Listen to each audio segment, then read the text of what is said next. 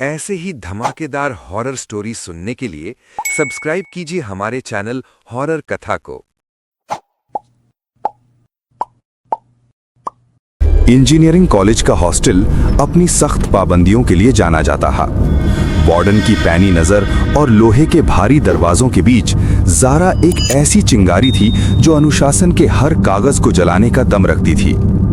Campus की diva कही जाने वाली जारा आज अपनी छोटी स्कर्ट में हॉस्टल के नियमों और हेडलेस लाइब्रेरियन अफवाहों दोनों का मजाक उड़ा रही थी। उसके साथ था आरव, चश्मा लगाए डरा सहमा सा एक किताबी कीड़ा जिसके पास लाइब्रेरी की फॉरबिडन सेक्शन की चाबियां थीं।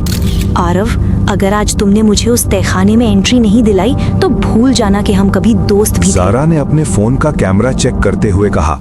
वो वहां एक हॉरर रील शूट करना चाहती थी ताकि अपने फॉलोअर्स को दिखा सके कि भूत प्रेत सिर्फ कमजोर दिमाग की उपज होते हैं। आरव के हाथ कांप रहे थे। जारा, वहां जाना मना है। कहते हैं कि 1970 में एक लाइब्रेरियन ने किताबों के बीच ही दम तोड़ दिया था और आज भी वो अपनी किताबों की बेइज्जती बर्दाश्त नहीं करता। जारा जोर से हंसी। वही पुरानी घिसी पिटी कहानी। चलो अब। लाइब्रेरी का वो हिस्सा धूल और पुरानी यादों से भरा था। जैसे ही वे बेसमेंट की सीढ़ियां उतरे, हवा में एक भारीपन महसूस होने लगा। पुरानी किताबों की गंध वहां किसी सड़ी हुई चीज जैसी थी। जारा ने अपनी रिंग लाइट जलाई और पुराने ओक की मेजों पर चढ़कर पोज देने लगी। देखो दोस्तों, ये है वो खौफनाक लाइब्रेरी। वो कैमरे की तरफ देखकर मुस्कुराई। उसने जानबूझकर एक पुरानी भारी किताब को लात मारकर नीचे गिरा दिया। कहाँ हो मिस्टर लाइब्रेरियन? क्या मेरी ड्रेस आपके रूल्स के खिलाफ है? आरव का चेहरा सफेद पड़ चुका था। जारा, बस करो, वापस चलते हैं। अचानक लाइब्रेरी की लाइटें तेज आवाज के साथ फड़फड़ाने लगी। एक पल के लिए पूरा अंधेरा छा गया और अगले ही पल जब लाइट जली तो हवा में एक अजीब सी सरसराहट थी।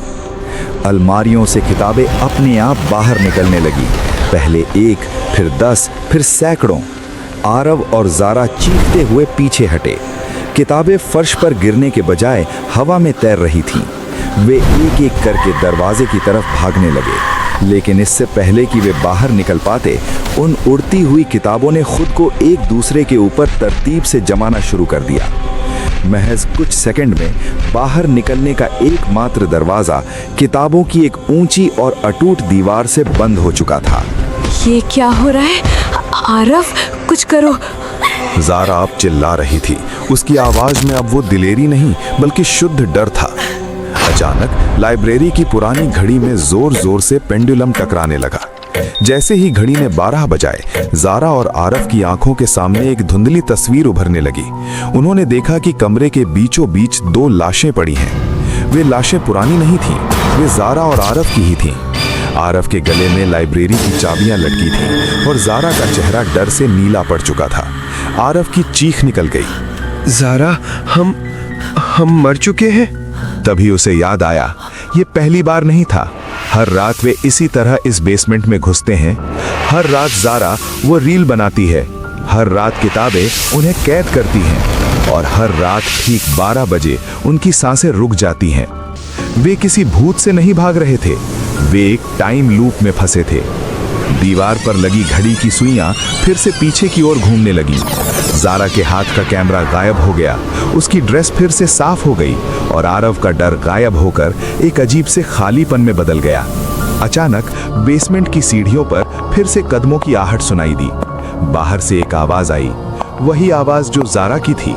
आरव, अगर आज तुमने मुझे उस तहखाने में एंट्री नहीं दिलाई तो भूल जाना कि हम कभी दोस्त भी थे। अंदर खड़े आरव और जारा एक दूसरे को देख भी नहीं पाए और धुएं की तरह गायब हो गए ताकि वे फिर से सीढ़ियों से उतरकर अपनी ही मौत के मंजर को दोबारा जी सकें।